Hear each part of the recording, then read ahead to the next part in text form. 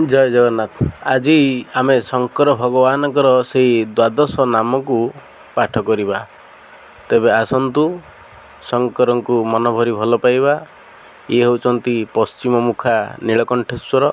यांकर द्वादश नामକୁ आज श्रवण करिबा।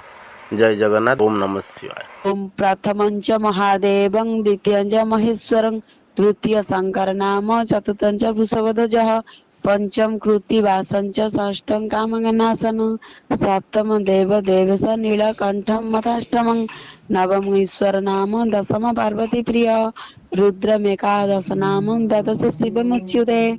कर्पूरगौरं करुणावतारं संसारसारं भुजगेन्द्रहारं सदा वसन्तं हृदयारविन्दे भवं भवानी सहितं नमामि। काकारं करिशयनं नीलकंठं सुरेशं विश्वाधारं स्फटिकसदृशं शुभ्रवर्णं शुभंगम्यं गौरीकान्तं त्रितयनयनं जोगिर्विधन्यगम्यं वन्दे शम्भु भवभयहरं सर्वलोकैकनाथम्। ओम नमः शिवाय। ओम नमः शिवाय। ओम नमः शिवाय। नीलकंठेश्वर नमः शिवाय। हे भगवान शंकर भगवान।